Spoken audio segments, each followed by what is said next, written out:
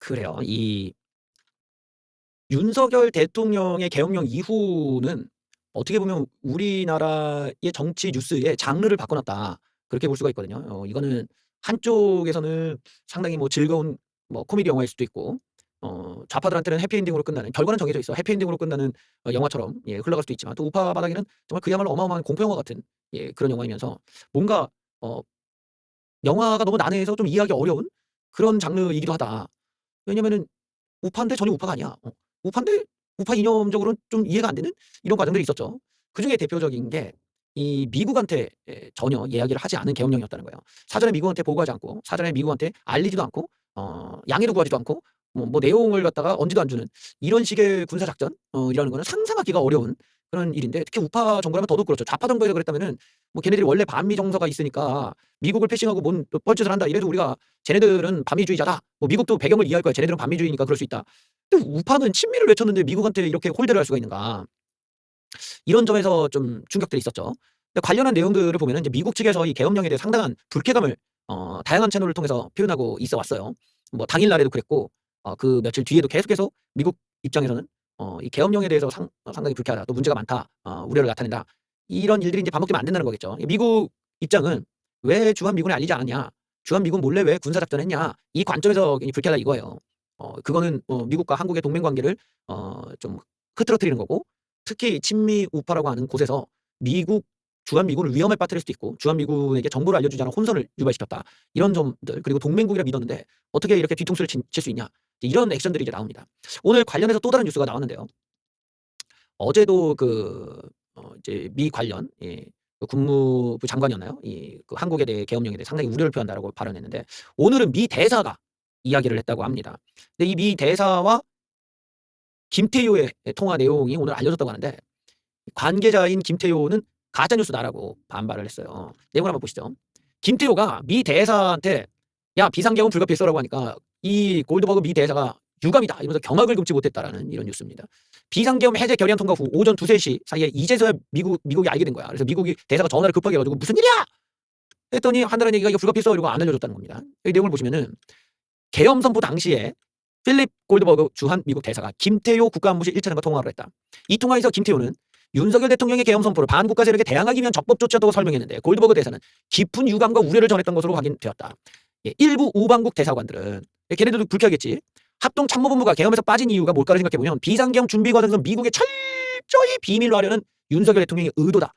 즉 미국 몰래 이 짓을 하려고 했다라는 게 지금 다른 우방국 대사관들의 시각이라는 거야. 그러니까 이게 단순히 미국에서 그친 게 아니라 다른 우방국들도, 특히 뭐 일본이나 뭐 이런 나라들이겠죠. 우리의 우방국들도 아니 어떻게 미국한테 얘기를 안 할 수가 있어 이러고 수군대고 있다는 거죠. 그리고 왜 얘기를 안 했을까를 보면 결국에는 이 합동참모본부를 빼고 엉뚱한 그 자기 고등학교 동창인 어디 뭐 노사원 같은 민간인들 넣고 이상한 비선 조직에서 이 군을 이용해가지고 이런 계엄을 했다는 방법 자체가 미국에게 비밀로 하려는 의도다. 라는 지금 지적을 하고 있다는 겁니다. 확실히 좀 우리랑은 시각이 다르죠. 이 외국에서 보는 우리나라에 들어와 있는 대사관들이나 또 이 외국의 관점에서는 이 자체가 지금 상식적이지가 않은 거거든. 당연히 미국인한테 알리고 허락받고 했겠지였는데 미국에게 알리지 않았다. 어떻게 미국이 모를 수가 있냐 했더니 합동참모본부를 뺀 거야. 빼고 지들 어떤 비선 조직을 만들어서 진행을 하니까 아하 저렇게 해서 미국이 몰랐구나가 되니까 미국 입장에서는 지금 상당히 화가 많이 날 수밖에 없고, 그 당일날에도 아니 어떻게 미국이 모르고 이런 일이 벌일 수가 있어? 라고 그때 이제 따져 물었다라는 거예요. 예. 한미 외교 소식통에 따르면 이 김태효와 이 골드버그가 통화를 하면서 김태효는 자유민주주의를 파괴하는 세력에 대해서 대한민국 대통령으로서 내린 결단이라고 해명을 했는데, 골드버그 대사는 깊은 유감과 우려를 표명하고, 또 미국 소식통에서는 여러 질문을 했지만 납득할 만한 답변을 받지 못했다고 설명했다. 심각한 오판이다. 미 커트 캠벨 미 국무부 부장관이 당일 그 계엄령이 있었던 때 한국 대통령이 이런 계엄을 한 거 심각한 오판이다. 이런 발언까지 나왔었죠. 그리고 나서 이 비상계엄은 한미연합사령부와 주한미군도 사전 인지하지 못했다. 요런 게 굉장한 반미적 사고에서 발현되는 결과라는 걸 알 수가 있다는 거야. 이게 친미적인 사람이라면 이런 일을 벌일 수가 없어. 어떻게 연합사령부와 주한미군 뭐 그렇다 쳐. 연합사령부에는 왜 안 알렸을까? 이 몰래 하려고 했다라는 것 자체가 나중에 미국의 뒤통수를 칠 수도 있는 의도를 가지고 수 있는 거지. 자기네들이 다 장악하고 나면 주한미군 물러가라 이 자체를 통해서 먹을 수가 있는 거니까. 그러니까 미국 입장에서 상당히 민주주의를 파괴했구나라고 느낄 수 있는 대목이 여기 있는 겁니다. 이거를 성조기를 드시는 분들이 이번 계엄령을 갖다가 이렇게 옹호하신다라는 거는 이런 부분에서도 좀 모순되는 거예요. 그래서 되게 난해한 영화 같다라는 이야기인 거야. 우리는 친미 우파인데 어떻게 이렇게 반미 계엄령을 옹호할 수가 있는가, 이런 지적인 문제가 있는 거죠. 이게 판단을 해보면 윤석열 대통령이 진짜 친미주의자인가에 대한 어떤 인증이 없어. 윤석열 대통령이 정말 친미적 행동을 했는가, 여기에 대해 검증받아 본 적이 지금 없는 거야. 음. 오히려 아내분이 문재인의 홍보를 한다든지 윤석열 대통령도 문재인 정부 때 녹을 먹고 했던 걸 보면은 친미가 과연 맞을까? 이런 낸시 펠로시 패싱 사건도 있었고 이번에 계엄령 패싱 사건도 있는 거 보면은 미국에 대해 오히려 좀 거부감을 갖고 있는 거 아니냐 이렇게 의심해 볼 만한 지금 정황도 있는 겁니다. 자, 비상계엄이 선포된 그때 12월 달에는 주한미군 관련한 송년 행사가 줄줄이 다 예정돼 있었는데 죄다 취소됐습니다. 음.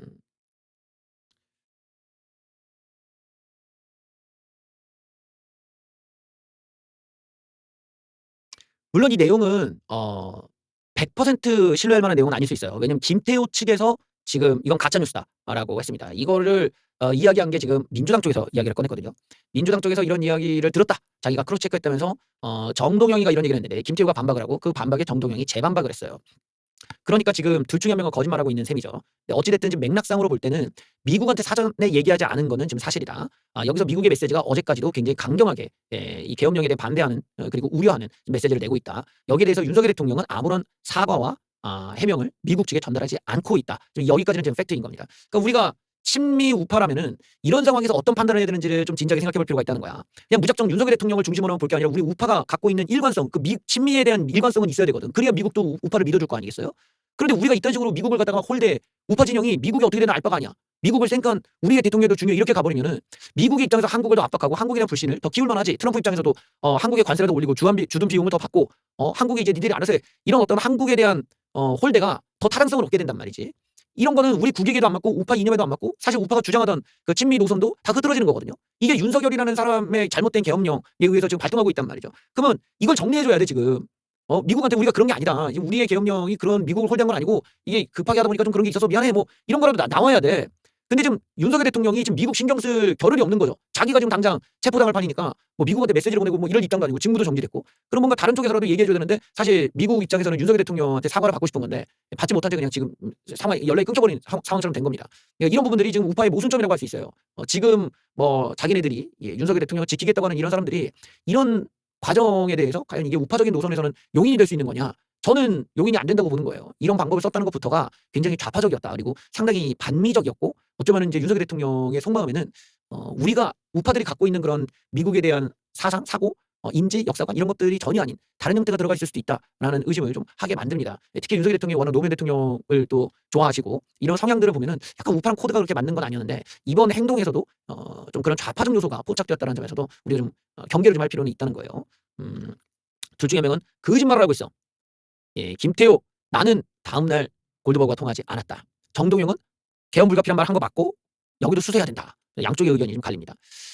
김태호가 골드버그와 통화를 갖고 계엄 선포가 불가피했다는 취재 발언한 것에 대해서 골드버그 대사가 경악했다는 정동영 주장에 대해 가짜 뉴스라고 반박을 했고 그런데 정동영이 또 그 발언에 또 맞다고 재반박을 하면서 양쪽이 지금 진실게임 양태로 갔습니다.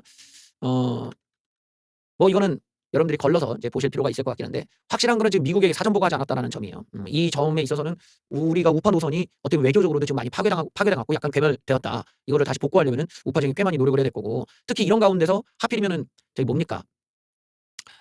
이재명이 지금 당선될 판이잖아요. 이재명처럼 다소간에 다소간에 친중적인 사람이 이제 대통령이 돼 버리면은 지금 우파가 미국한테 이런 식의 사전 보고 없는 계엄령하고 미국한테 사과도 안 하고 그다음에 대통령이 갑자기 친중 대통령이 나오는 꼴이 되거든. 이러면 한국이 미국과의 관계, 한미 동맹에 있어서는 상당한 좀 영향을 줄 수밖에 없다라고 봐야 될 것이고 또 미국 정치권에서도 한국에 대한 여러 가지 그런 관세든 주둔 비용이든 여러 가지 또 제재 정책이든 이런 것도 강화할 소지가 있다. 이런 것도 한번 생각해 봐야겠죠. 거기에 씨앗은 지금 윤석열 대통령이 뿌린 셈이기 때문에 이런 부분에 대한 책임을 앞으로 우파 쪽에서는 좀 많이 염두에 두고는 있어야 된다. 왜 미국한테 얘기를 안 했을까? 그거 자체가 본인들의 계엄령에 있어서 미국이 반대하고 또는 어떤 이런 미국처럼 다소간에 선진적이면서 룰을 매뉴얼을 꼼꼼하게 따져야 되는 이런 법치 국가의 요구를 맞추자니 계엄령을 할 상황이 아니었기 때문 아니겠냐 이렇게 자연스럽게 생각할 수 있는 거거든요. 그런 점에서도 이번 계엄령이라는 게 확실히 우파 쪽이 갖고 있었던 기존의 어떤 도덕적 우위나 법치 의식이나 또 어떤 교유를 지키는 그런 의식들 또 어떤 미국에 대한 존중이든 이 모든 게 다 해체가 돼버린 그런 행동이었다는 점에서도 사실 이걸 100%막 동화가 돼서 우파가 이거를 쉴드를 치기에는 좀 한계가 있는 그런 선택이었다라는 걸 이런 데서 알 수가 있겠죠. 윤석열 대통령의 특징 중에 하나는 굉장히 황당하지만 상당히 친일적인 외교를 했다라는 거예요. 친일적인 외교를 왜 했나?를 보면은 뉴라이트 애들을 끌고 오면서부터 아주 노골적인 친일 외교를 했었거든요. 근데 이게 우파적인 노선에 맞는 거냐에 대해서는 제가 몇 번 지적을 한 적이 있어요. 왜냐면 이 뉴라이트 애들 자체가 우파와는 그렇게 관련이 없는 사람들이잖아요. 원래 뉴라이트는 종북 활동, 즉 김일성 찬양 운동을 하던 애들이 김대중 정권 때 이 그 인사를 받지 못하니까 한 자리씩 얻지를 못하니까 얘네들이 거기서 변절해서 우파로 넘어와 가지고는 대놓고 이제 멍청하고 무식한 노인들 속여먹자 이런 계획을 가지고 역사관을 이제 바꿔서 들어온 애들이죠. 그래서 김일성을 천황으로 북한을 일본으로 이제 치환을 시켜서 북한의 그러니까 북한의 침략사를 옹호했듯이 일본의 침략사를 옹호하는 쪽으로 이제 친일파들에게 돈 받아먹으면서 기생하던 그런 사실 우파 바닥에서는 이제 사라져야 할 그런 존재들이었는데 얘네들이 이명박 정부 때 한번 또 이렇게 한번 흥했다가 많이 이제 이명박 대통령이 얘는 좀 아닌 것 같다 해서 다 싹 다 정리한 적이 있었거든요. 그 뒤에 뉴라이트 애들은 많이 이제 새가 죽고 사라지는 존재였는데 이걸 윤석열 대통령이 다시 살려줬어요. 어떻게 보면 윤석열 대통령이 이상하게도 우파 진영에서는 더 이상 유통될 수 없는 그런 사람들, 이 틸투브와 뉴라이트 같은 가장 반우파적인 우파와는 관련도 없는 근본도 안 돼 있는 이런 애들을 데려다 주로 썼단 말이에요. 그러니까 나오는 게 매사 이제 이념적 모순이라든지 사람들이 싫어하는 어떤 혐오적인 그런 선택만 하게 됐는데 그중에 하나가 이제 친일 외교라고 할 수 있겠습니다. 물론 우리가 뭐 반일까지는 아니지만 그렇다고 우파가 친일적이지는 않았거든요. 왜 그러겠습니까? 이게 이승만 박정희를 이어서 뭐 이명박 박근혜까지 뚫고 들어가 보면은 우리는 친일 전략을 써본 적이 없어요. 그러니까 이 친일 의식 자체가 뉴라이트가 세운 건데 그게 왜 좌파와 반대되는지를 모르겠어요. 좌파들이 하는 거야. 얘네들이 하는 반일이라는 거는 그걸로 정치적 이익을 누리겠다고 하는 건데 그게 이제 좌파들의 이중성이죠. 얘네들이 그 반일을 외쳤던 거는 뭐 박정희 대통령을 좀 공격하고 친일파 공격하고 싶어서겠지만 궁극적으로는 자기네들 안에서 친일파 세력들이 더 많았던 거잖아요. 우파들은 독립군의 후예들이 우파 정당에 더 많았단 말이죠. 근데 지금 와서는 독립군의 후예가 민주당에 들어가고 있는 이런 현상을 좀 우리가 많이 좀 안타까워해야 되는 상황입니다. 하여튼 과거에 그 한나라당 시절까지만 하더라도 독립군의 후예들이 한나라당에 더 많이 있었고 또 독립군을 더 우대하는 이런 문화들이 우파에 또 있었거든요. 박정희 대통령도 홍범도에 대해 훈장도 그래서 줬던 거고.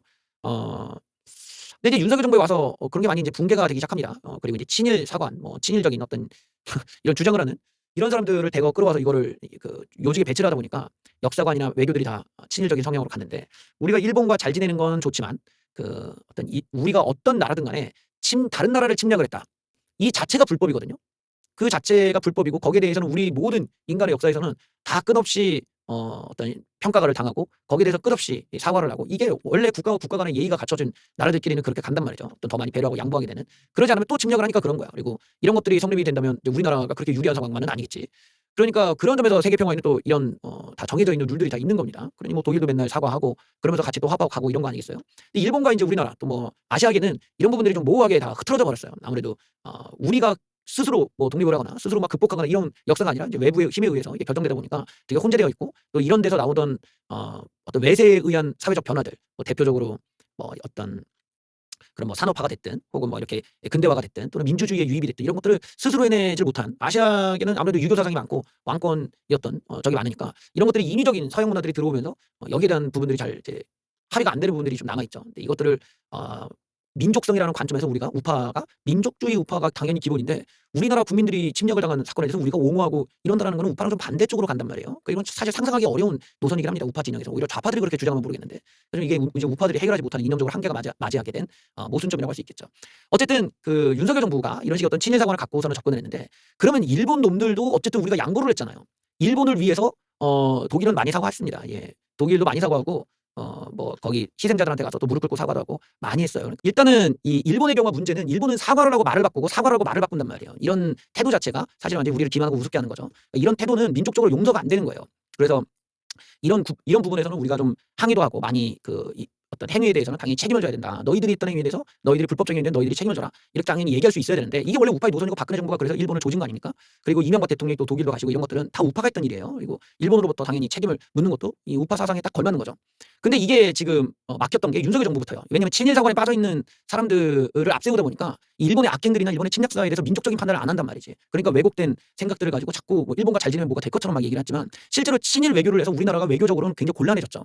이 한국이라는 나라가 그런 쪽으로 안 간다라는 거야. 이 외교적으로는 일본과 우리나라가 외교적으로는 항상 우리가 일본한테 적자를 보는 나라거든요. 워낙 워렌티나 이런 것들 뭐 많이 갖고 와야 되니까. 그렇기 때문에 일본에 대해서 우리가 아쉬울 게 없는 입장이야. 근데 이제 중국과 미국에 대해서 아쉬운 게 많잖아. 그러니까 우리는 흔히 말하는 균형 외교를 통해서 왔던 거고 그게 역사관 이런 부분에서 우파가 이득을 얻을 수 있었던 것도 바로 이런 지점에서 기인한 건데 윤석열 정부에서 이걸 포기한 거죠. 일본과의 어떤 이런 외교 관계에서 우리가 좀 약자화되면서 사실은 미국한테도 밀리고 중국한테도 밀리는 이런 상황이 됐습니다. 왜냐하면 한국을 제외하게 되잖아요. 더 이상 한국이랑 얘기할 게 뭐가 있어. 그냥 일본과 직접적으로 얘기하면 되지. 그러니까 한국이 완전히 왕따가 돼버리는 이런 악수를 두고 만 겁니다.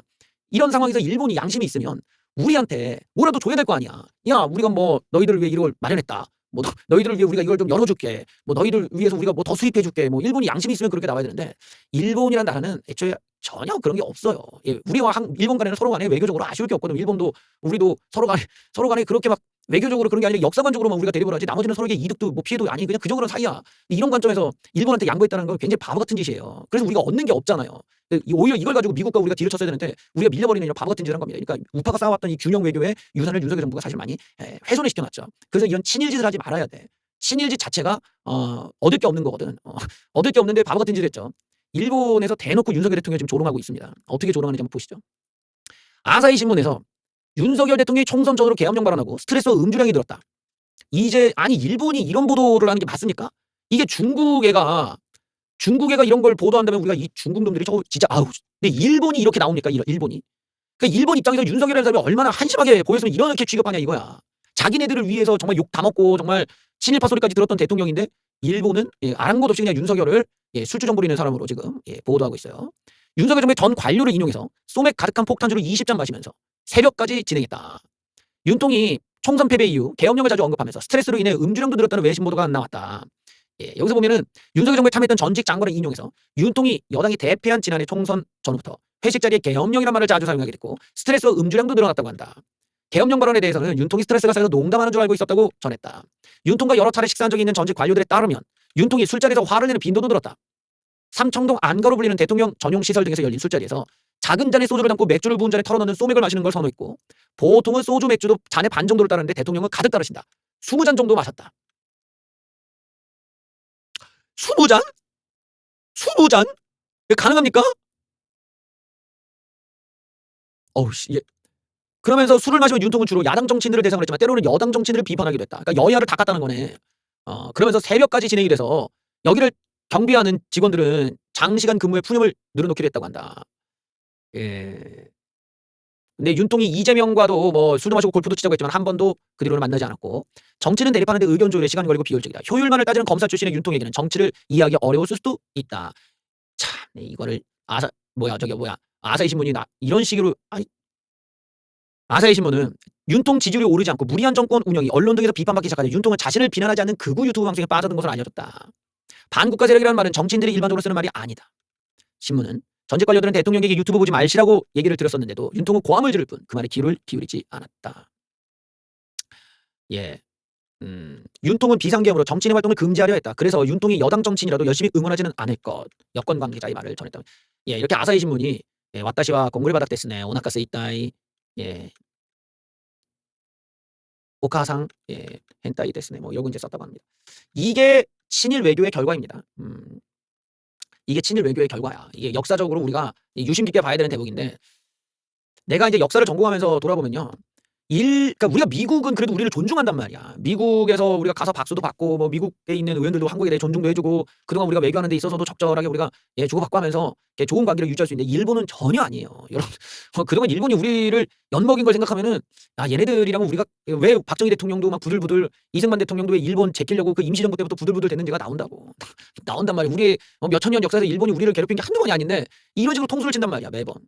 교과서로 통수쳐, 뭐 사과 때도 통수쳐, 매번 통수쳐 얘네들은. 근데 왜 일본이 그럴 수 있냐면 일본이라는 나라의 정치판이 그렇게 안 바뀌어요. 그러니까 얘네들은 점점점 좀 자기네 어떤 민족성이나 자기네들의 역사관을 강화하는 쪽이 정치적으로 유리하다는 판단을 한단 말이야. 그래서 우리 같은 옆에 있는 나라들이 계속 이런 거 가지고 싸울 수밖에 없는 거라고. 근데 우리는 어때요? 지금 우리는 민족주의가 약화되고 있어. 우파 스스로가 민족성을 이해를 못해. 우파 스스로가 한국인에 대한 오히려 혐오가 있어. 그리고 일본 사람이 대단하고 다른 나라 사람이 대단하다는 식으로 그쪽으로 가버려. 우리 민족성에 대한 자부심이나 우리 한국이라는 문화에 대한 자부심이 없다는 거야. 우파 사람들이. 그러니까 와 일본은 선진적이고 일본은 너무나 옳고 뭐 일본은 다 대단하고 이런 게 이제 유나이트가 만든 문화거든. 그게 좌빨들도 똑같아. 우리 북한을 봐라. 얼마나 독립적이냐. 저렇게 영어도 안 쓰고 한글만 쓰고 저런 조선어를 쓰면서 뭐 어쩌고저쩌고 이게 똑같아. 양쪽이 다 덜떨어져갖고. 이러면 안 된다는 거야. 이러면 뭐 우파는 다 죽지. 그러니까 우리 쪽에서는 이런 면에서는 지금 우리의 민족성이 약화되면 뭐예요?